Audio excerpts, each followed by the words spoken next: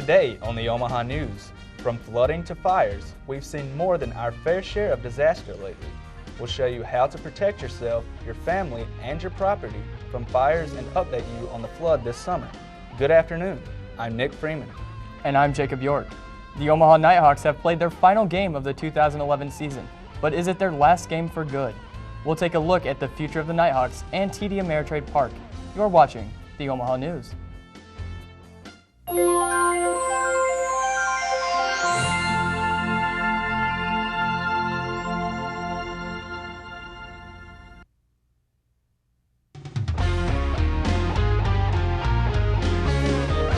This is the Omaha News, presented by the School of Communication at the University of Nebraska at Omaha, from the studios of UNO Television.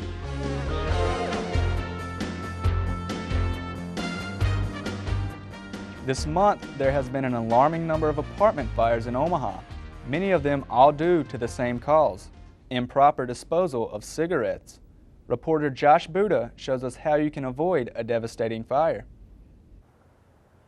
For the seventh time in a week, the Omaha Fire Department has responded to apartment fires across the metro, and a majority of the fires are leading back to the same cause.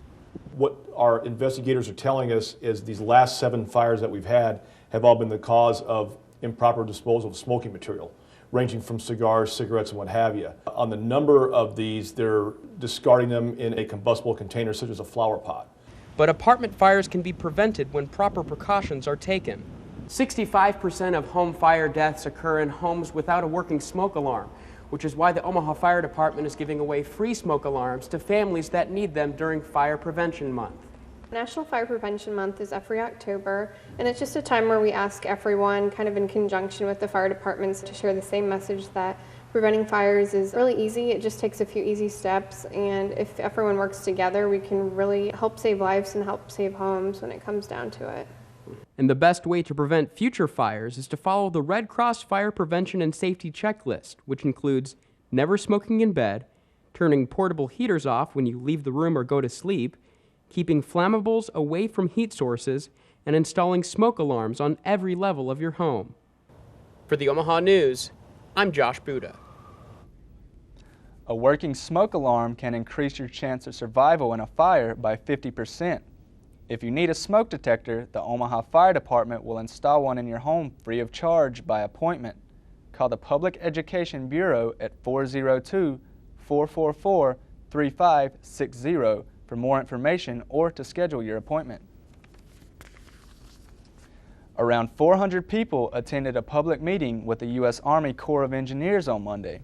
Many of those in attendance voiced their anger and disapproval of the way this year's flood was handled.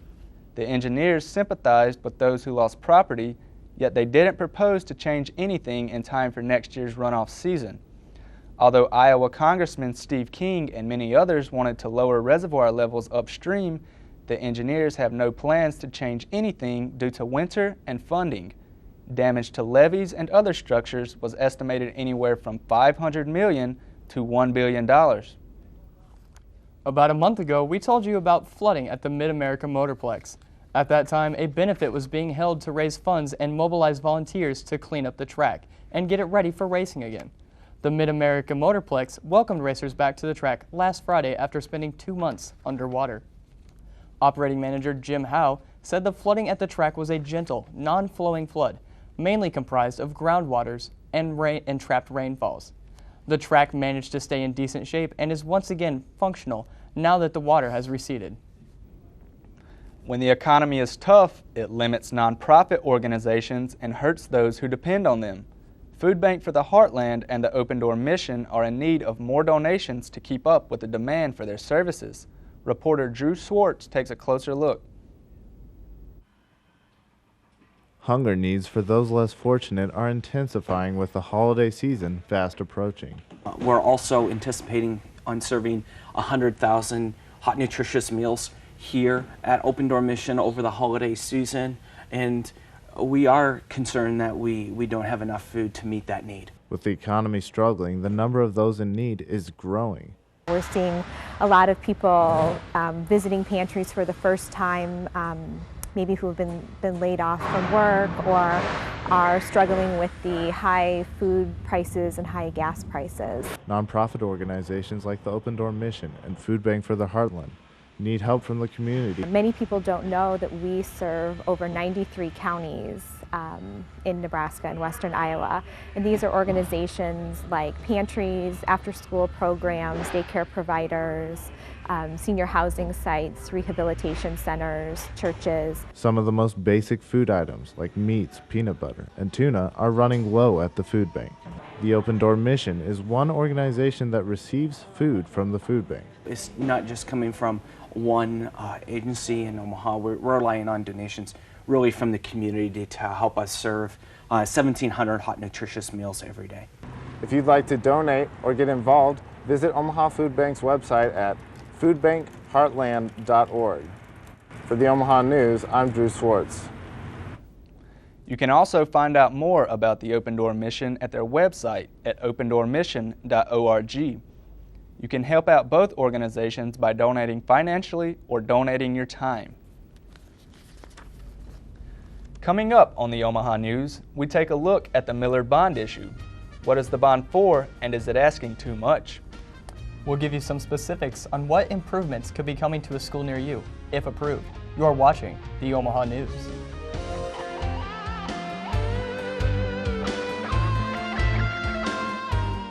NET Television expands your mind, enlightens your mind, inspires your mind, educates your mind, entertains your mind. NET Television opens up new worlds to you. Explore, travel, learn, discuss, debate. NET Television keeps you informed. Music, theater, dance, art, news. NET Television awakens your dreams, seeks to serve, strengthens our communities. We are Nebraskans. We are NET Television, Nebraska's PBS station. Most local television news only gives you brief headlines about issues that may be important to you. But for more than 10 years, only one program has remained dedicated to examining all the information about issues that really matter to Nebraskans. I'm Kathy Wyatt, and it's my privilege to present those issues for your consideration. Join me on the campus of UNO in a program we call Consider This, every week on NET1. Tune in to Big Red Wrap-Up each week for Husker football analysis and insights. Tuesday night at 7 Central Time, only on NET1 and NET HD, Nebraska's home for sports. UNO Television. Students work with professionals who have all kinds of experience in the industry. Lights, camera, action. Literally. Get paid while you learn more about the TV business. Work on all kinds of productions. My friends who worked on TV crew last semester are now working part-time at local stations. Working on TV crew is a great experience. UNO Television. Student crew, professional staff, award-winning results. The University of Nebraska at Omaha is where you'll find unlimited possibilities in academic, campus, and community life. Step up to the Metropolitan Advantage at bmaf.com. It's on railroad cars, bridges, underpasses, overpasses, buildings, signs, and everywhere in between. Graffiti is a growing problem in the Omaha metro area. Welcome back to the Omaha News. I'm Jacob York. And I'm Nick Freeman. City Councilman Gary Gurnett said that there are around 1,700 instances of graffiti in southeast Omaha alone. While crews have cleaned up most of these spots, graffiti is still around. Dustin Kocha introduces us to a group that's fighting fire with fire. Graffiti, what's believed to be an art form for much of the young generation across the country, is actually a crime. This act of vandalism, which involves spray painting words, designs, or just about anything on anything, has become more prevalent in our city than ever. The mayor's office has reported tens of thousands of acts of graffiti throughout Omaha in the last year. With more than 1,000 volunteers having done their part, Kent Bellows Art Studio is looking to make an impact with their own art form. We basically approached the mayor's office and they gave us permission to do this, and it was a really good opportunity to do something and to give back to the city in some way. So what are they doing? Artists and students from around the city that attend Kent Bellows Art Studio are painting murals under all the overpasses on the Keystone Trail. This year we completed 4 murals. Next year we're looking at completing 4 to 6 murals. So we're going to roughly do about 4 to 6 murals a year in order to get that completed.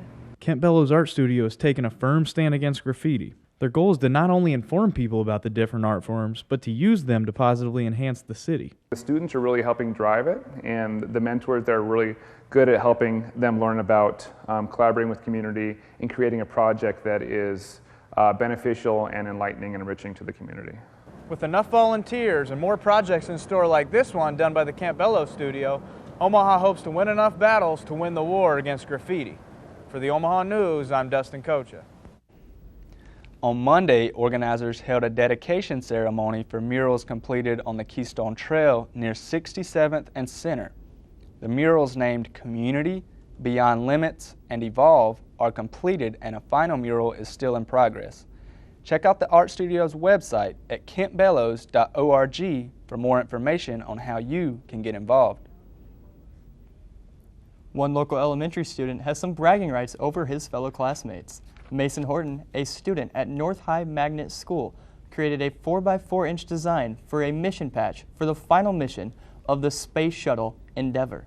Only 14 students' designs traveled in orbit, and Horton's was one of the lucky ones. The artwork for this patch is permanently on display at North High Magnet School.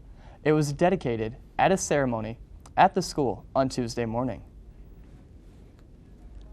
The Nebraska primary election isn't until May, but before that, one local town has an election of its own.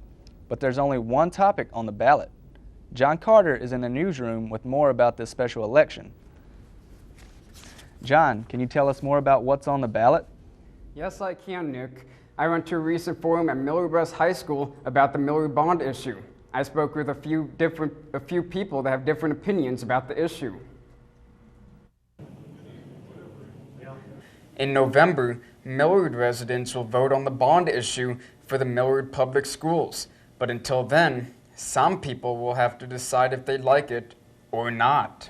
I really didn't know which way I was going to vote, yes or no. I still don't really. I'm going to go online. The information is online.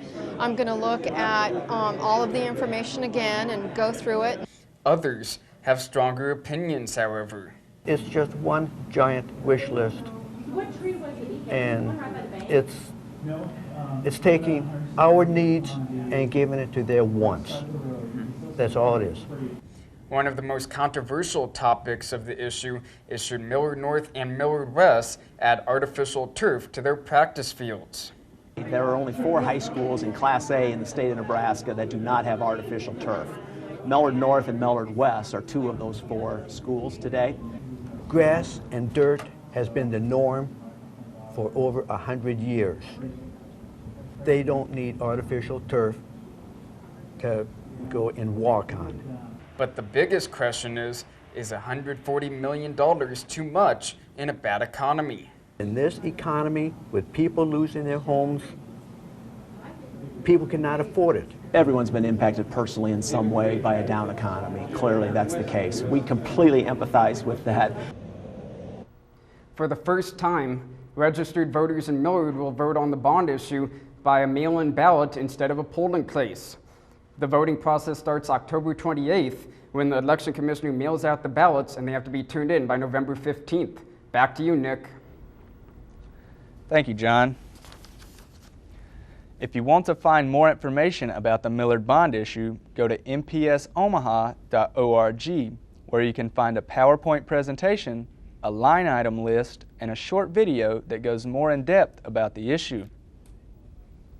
It's been 6 years since Millard Public Schools has passed a bond issue. The school board has decided to make changes now because of the ongoing growth of the schools.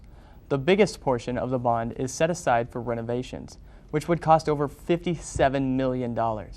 These renovations include artificial turf, additional classrooms, and energy efficiency improvements. Enhanced security is also part of the bond.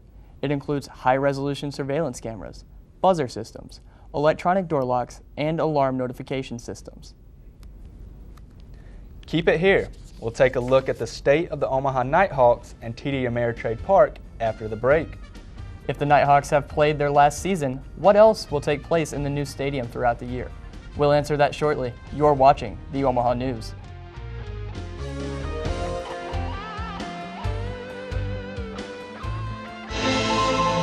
This fall, Nova explores a universe beyond imagination. A place where our perceptions of time, space, even reality itself are called into question. See what secrets our universe will reveal when Brian Greene unravels the fabric of the cosmos on Nova. Coming in November to NET1. People are looking for more light and less heat. Washington Week viewers are going to get it straight ahead, and that's what they count on us for. We want to let you know what the information is, and then you decide what you want to think. That's what I think is unique about public broadcasting. There's nothing else like it out there. You're watching the Omaha News.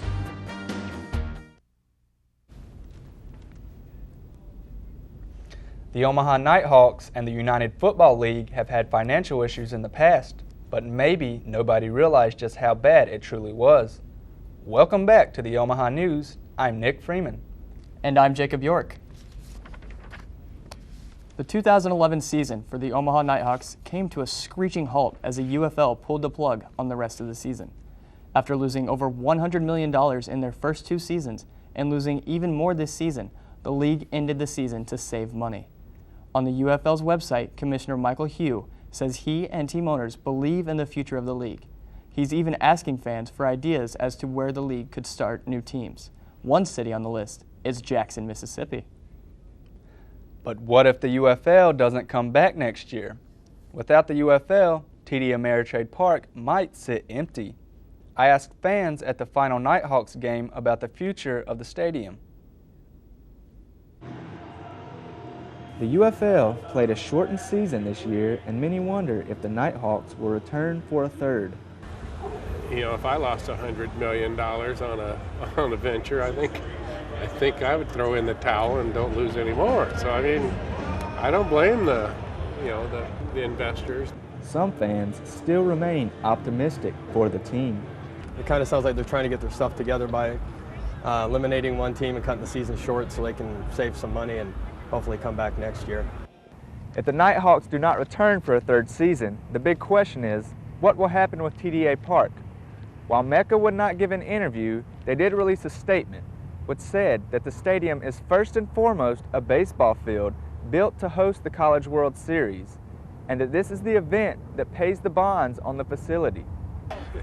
TD Ameritrade sits empty except for the College World Series, and yeah, Creighton baseball plays there a little bit, but it's just an empty stadium. It takes up an awful lot of room in downtown Omaha, and nobody uses it.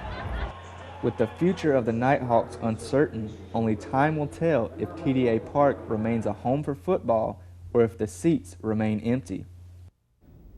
Mecca has stated that it will continue to develop the possibility of future football games, whether on the high school, college, or semi-professional level. As for the UFL, coaches and players alike feel their best chance for the league to survive is to partner with the NFL.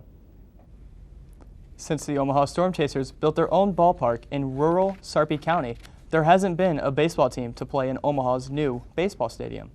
The Metro Entertainment and Convention Authority would like to field a baseball team to fill stadium dates, but it's currently locked in a legal battle. Fastball Sports had started to build a franchise called the Omaha Flame, but things fell through when the team's league fell apart. Now Fastball Sports is suing Mecca for money spent on initial franchise costs. It's likely the stadium won't see an independent league baseball team until 2013 at the earliest. Just a few blocks down the street from TD Ameritrade Park, zombies invaded downtown Omaha this past weekend. The University of Nebraska-Omaha sponsored a zombie walk before the past weekend's hockey game. Fans could go to DoubleTree Hotel to have UNO theater students and professional makeup artists turn hockey fans into hockey zombies. The zombies walked from DoubleTree Hotel to CenturyLink Center Omaha for the Mavs hockey game, where they defeated the University of Alaska Anchorage 3-1.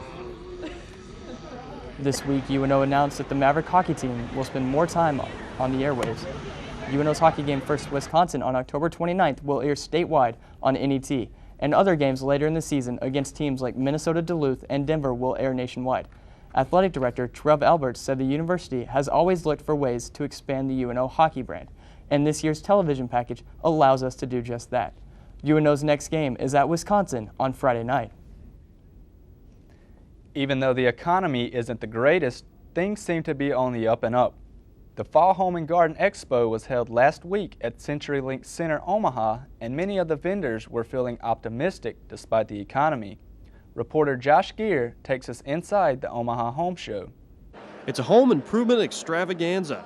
Thousands turned out for the 2011 Home Show held at the CenturyLink Center in downtown Omaha. With booths and vendors covering an enormous amount of topics, guests were sure to find just what they were looking for. We work with everything from floor to ceiling, but we specialize with kitchen and bathroom remodeling. We create masterpieces in people's front yards, backyards. We create outdoor living spaces, more places for people to enjoy things at home. We do retaining walls, patio paver areas, water features, all kinds of fire features, and then we just do the basic concrete also. According to the event's experts, folks in the area, like this guy here working on his porch, aren't letting the economy stop their home improvement dreams. After this weekend, I am just very optimistic. It's been good, and I've talked to an awful lot of people that are, I think, a little bit of pent-up demand from the past, and now they're wanting to get something done. They've been just waiting and waiting out the economy, and I think they're just to the point that they're tired of it, and they want to make the changes. We want to improve, make improvements to the house, and stay home and enjoy the house. With good news like this, renovators at this year's home show are sure to be building up for a fantastic year. For the Omaha News, I'm Josh Gear. If you missed out on the Home and Garden Expo this time, you'll have another chance. The next expo will be at the CenturyLink Center February 9th through 12th. After the break, we take a look at national and international stories affecting you. You're watching the Omaha News.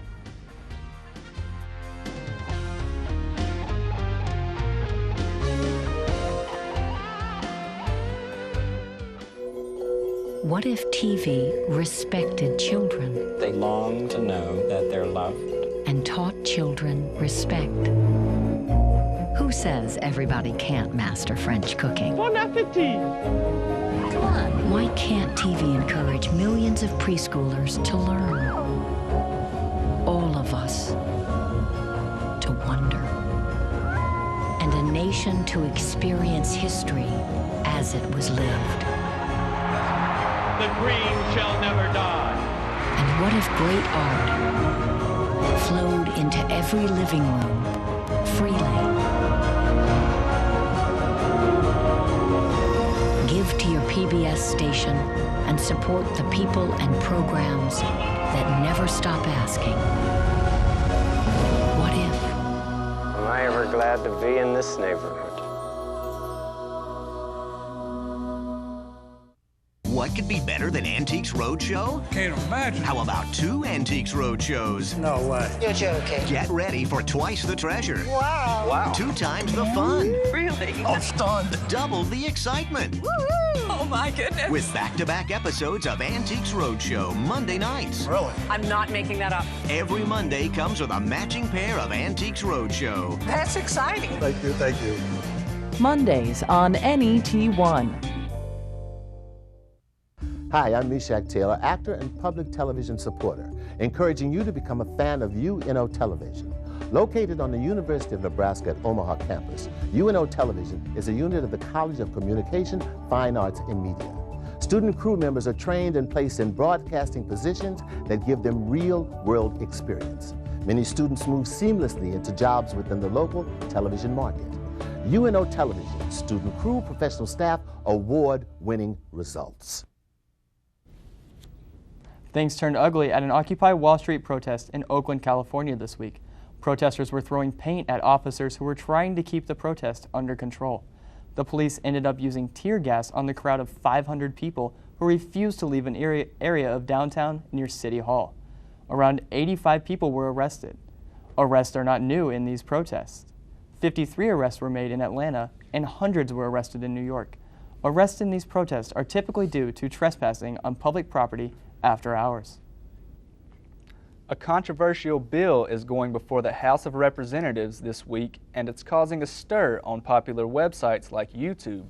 The bill, if passed, would make streaming of any copyrighted material punishable by up to 5 years of jail time.